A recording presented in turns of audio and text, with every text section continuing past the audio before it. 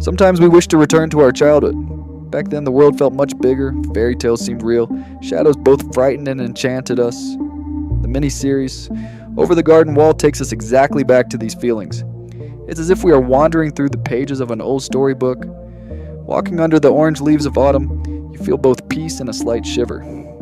Just like when we were children, watching old cartoons with a mix of fear and curiosity. This series can make us feel sadness, joy, and a bit of fear, all at the same time. Because Over the Garden Wall is not just an animation, it touches a place inside us that we have long forgotten. It reminds us of the stories we listened to by the stove as kids, the dreams we saw in the dark, and that pure perspective we lost as we grew up. Watching it warms us while also giving us chills. Perhaps that's why this story feels familiar, because deep down, we are all like children trying to find our way through the unknown forest. Before continuing with the video, I should warn you that this video contains spoilers about Over the Garden Wall. If you haven't watched it yet, which I highly recommend, you should watch the series first. Even in the first seconds of the series, it's like opening the cover of an old storybook. The background music slowly starts, dark and melancholic scenes appear on the screen. Meanwhile, a narrator speaks as if reading us a fairy tale by the fire. This opening immediately transports the viewer to another time. Remember when we used to open a thick storybook as kids and flipping the pages would both enchant and slightly frighten us? Over the Garden Wall starts exactly like that. From the very first minute, it tells us this journey will be sweet and frightening, familiar yet unknown. The story begins in darkness, a forest heavy with silence. Branches entwine, hiding the sky. Every step crunches not just the dry twigs, but the beating of the heart. And there appear Wirt and Greg, two brothers, two souls. One carries the weight of worry and hesitation, the other whispers hope with childlike laughter. Wait a second. Greg?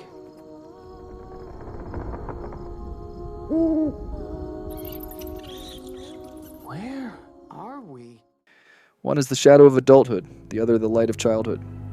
From the shadows a figure rises, the woodsman. Lantern in hand, heavy burden on his shoulder. His words unsettle, but beneath them lies hidden compassion. Friend or trap? His ambiguity tenses the soul. The lantern is both light and curse. At this point, the imagery reminds us of the first part of Dante's Inferno. While the series doesn't literally follow Dante's story, it carries a similar flow through symbolic imagery. Wirt and Greg's lost forest echoes Dante's dark, confusing woods. At the start of the journey, friend and foe are indistinguishable. And somewhere deeper in the woods, though not yet seen, a darker presence watches. The beast is never revealed, only whispered. A rustle of leaves, a lingering silence. The unknown itself bends to his existence. The brothers' journey begins under the shadow of something far more ancient, a danger both invisible and inevitable. The beast, like the devil of Dante's forest, does not need to appear to be feared. His absence is his greatest presence. The first circle is drawn, the circle of being lost, the first fear pressing on the heart, the fear of losing one's way. Moving forward feels impossible, going back is unthinkable. Perhaps the darkest forest is not outside, it's within us. Episode 2. Our brothers arrive at the village of the pumpkin-headed folk. At first glance, then everything seems like a joyful harvest festival. Laughter, songs, dancing figures. But up close, the joy is just a mask. The faces aren't real. The game isn't life itself, but a parody. In truth, the cheer of the village is the silence of the earth. And these people aren't truly alive, but shadows of the dead. In this episode, we meet our third main character, Beatrice, a bluebird who was once human and turned into a bird due to a past mistake. Beatrice accompanies Wirt, guiding, warning, subtly lighting the right path.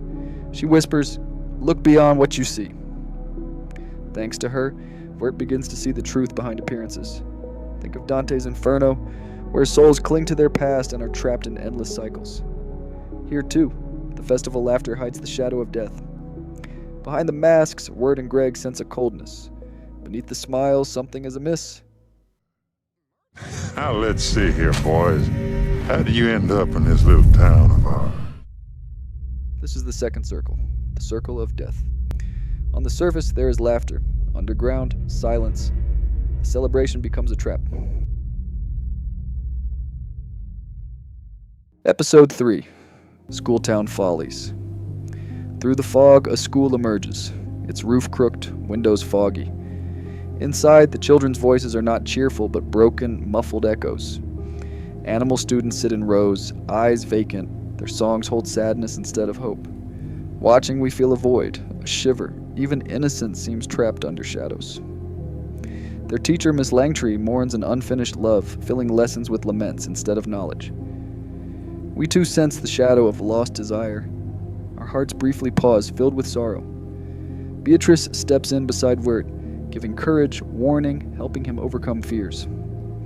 Like the guides in Dante, she shows a path through darkness. Her presence reassures us. There is light, a guiding hand.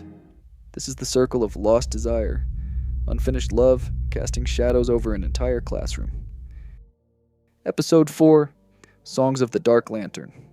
On a foggy evening, Wirt and Greg find shelter in an inn. Shadows dance on walls, lantern light flickers with flames, and silence turns into a faint hum. Everyone in the inn is incomplete, searching. Some for a hero, some for a lost love, some for their past. All whisper like a silent lament. Greg's innocence illuminates the room, but Wirt's worries grow in the shadows. Beatrice appears again, guiding him and keeping him focused. Without her, Wirt could have gotten lost in this labyrinth. Like Virgil guiding Dante, Beatrice helps Wirt face darkness and chaos. Everyone here exists with their loss and emptiness. Songs in the inn, like the laments in Dante's circles, reveal the soul's void. Guided by Beatrice, Wirt and Greg learn to navigate this dark circle. Yet even here, the whispers of the beast linger. The lantern songs echo his influence, stories of lost souls wandering forever, prey to the forest's darkness. Though the beast never enters the inn, the fear of him shapes every corner of it. The woodsman's burden and the villager's laments are all tied to that unseen shadow. This is not merely an inn, it is a reminder that the forest belongs to him, and that every lost soul risks becoming his servant. The beast is not near, but he is everywhere. Fourth circle, the circle of identity and being lost. Without knowing oneself and having a guide, the path cannot be found. Watching, we too feel a piece of lostness, a touch of anxiety, as if walking through our inner darkness. Episode 5, Mad Love, Emotions, and Introduction of Endicott. Wirt and Greg step into Endicott's grand mansion. From the outside, wealth and grandeur dazzle the eyes. But inside, empty rooms, echoing silence, and shadows steeped in loneliness greet them. Endicott has grown powerful through wealth and ambition, but chained his own heart. Everything he cannot obtain deepens his darkness. His world is a trap of riches and greed. Here, Wirt is tested on responsibility, courage, and decision-making. Greg's innocence shines like a light cutting through the mansion's shadows. Beatrice ensures Wirt doesn't fall under the shadow of obsession and greed. Her guidance sparks his inner transformation and awakens courage. In Dante's Inferno, the circle of greed and avarice shows that nothing possessed brings satisfaction. Similarly here, wealth and power are inadequate against the soul's deepest loneliness. Beatrice's guidance illuminates Wirt's path out of darkness. Fifth circle, the circle of greed and obsession. Desire to possess clouds the soul. Without guidance, there is no escape from this darkness. Watching, we feel tension in our hearts, the shadow of desire and lack pressing upon us, as if the weight of our own wants sits on our shoulders. Episode 6, Lullaby in Frogland. Wirt and Greg float along a silent river. Frog songs dance with moonlight on the water. A fairy tale-like peace envelops them. But whispers of the unknown rise from beneath the surface. Each wave carries echoes of past regrets and anxieties. Watching, we feel both unease and curiosity, as if hidden fears within us have mixed into the river. Greg's innocence lightens the melody, but Wirt's worries hover like shadows. Beatrice, who had seemed a guiding presence all along, secretly intended to deliver them to the witch. This betrayal creates tension and shock. The fragility of trust becomes palpable. Fortunately, Beatrice ultimately abandons her plan and continues protecting Wirt and Greg. However, paths diverge here. Beatrice goes her own way, leaving Wirt and Greg to navigate the dark river of the unknown without a guide. Like Dante's river Styx and Acheron, the river serves both as a test and passage. The river is uncertain but must be crossed. In this journey, without guidance, courage, and intuition, even innocence cannot be preserved. Wirt, what about Beatrice? I shouldn't have trusted anyone. Sixth circle, the circle of passage and trial. Innocence and fear intertwine. Without guidance, the meaning of the journey is lost. Watching, we too feel uncertainty and courage, as if crossing our own inner river. Episode 7. The Ringing of the Bell. Emotions. Deep in the forest, Wirt and Greg reach a mysterious house. They meet a girl named Lorna, around Wirt's age. At first glance, her innocence and vulnerability shine as a light in her eyes, giving warmth. But the house's silence and shadows hint at a darker truth. Lorna harbors an uncontrollable and frightening power, almost like a little demon. Danger may surface at any moment, hidden behind innocence. Her aunt constantly watches, restricts, and directs her. This pressure, combined with Lorna's inner darkness, turns the house into a labyrinth of fear and helplessness. Even if Wirt and Greg trust her at first, they must remain careful. Making the right choices requires observation and courage. Innocence and darkness, trust and betrayal intertwine. In Dante's Inferno, souls who manipulate others are punished in special circles. Lorna and her aunt's dynamic parallels this. Lorna, with her dark and controlling powers, carries both her own hell and the test of those around her. Wirt and Greg's vigilance and courage function like conscious choice among Dante's souls. The house is a labyrinth of fear and control.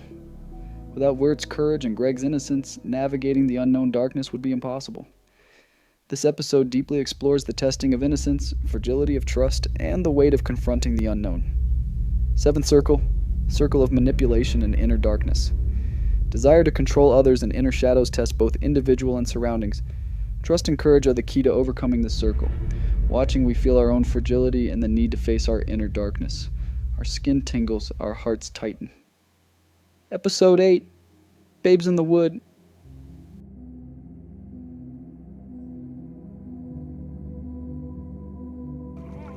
The beast. It must be the beast out there.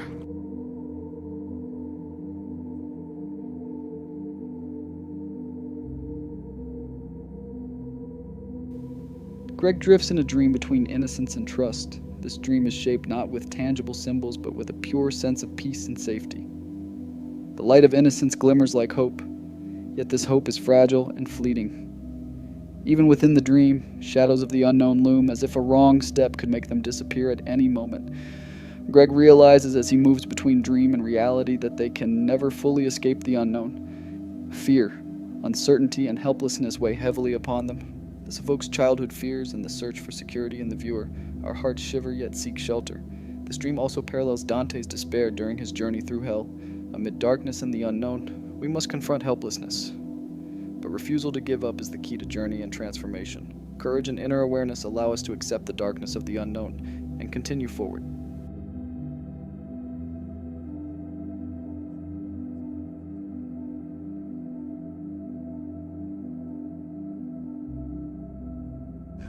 Come, Gregory. There is much to be done.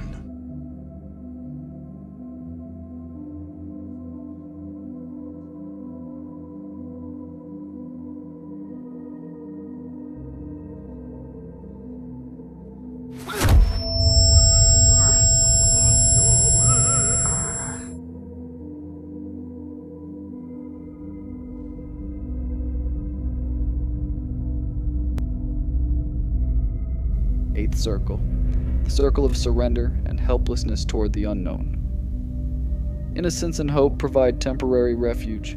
There is no escape from the unknown. The true test is confronting darkness and stepping forward regardless.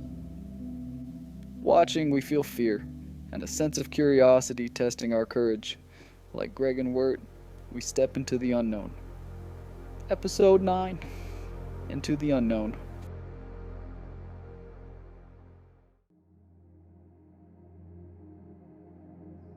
This episode functions as a flashback, showing events before the first episode, Wirt and Greg's state before stepping into the unknown.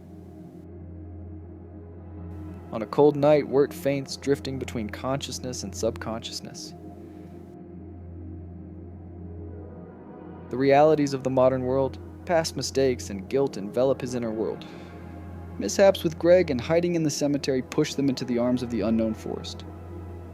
This unknown is not just a physical space, but a metaphorical reflection of Wirt's inner fears, guilt, and mistakes. Every step carries the weight of past errors and fears. His feelings for Sarah and the boundaries of his previous life echo in every conscious or unconscious movement, resonating with his own sins and guilt. And this journey is not an escape, but a confrontation, an internal trial.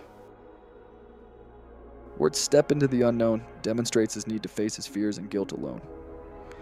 This is a metaphorical reference to Dante's circles of hell, where souls are tested by the weight of their deeds and sins.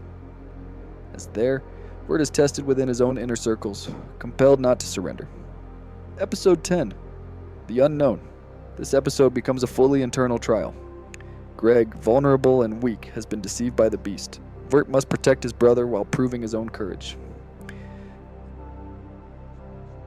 The presence of the beast symbolizes darkness and despair confronting Wirt, the desire to give up, guilt and dark thoughts made manifest.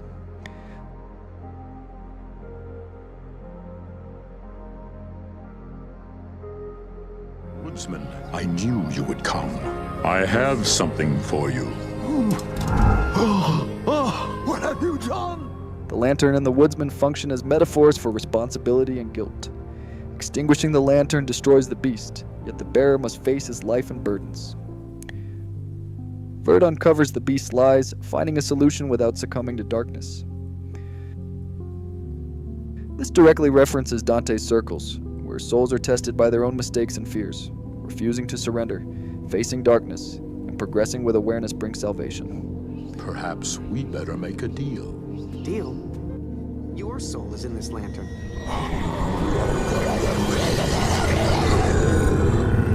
Are you ready to see true darkness?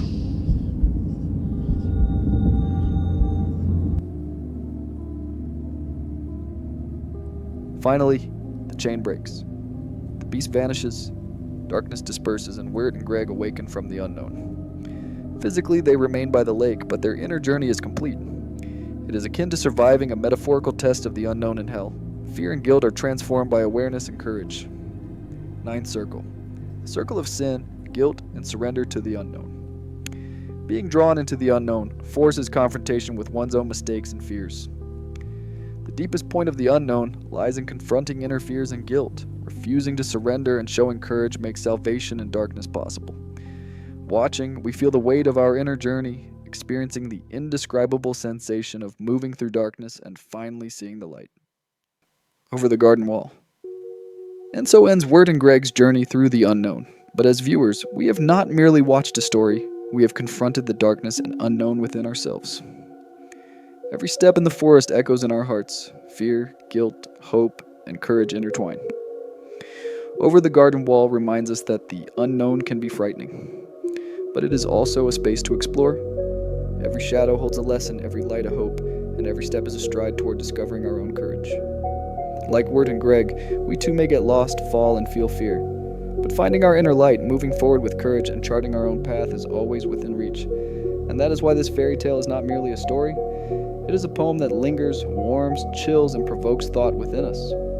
Always remember, the unknown may be dark and uncertain, but if we look closely, every step is a poem, and every journey is a transformation.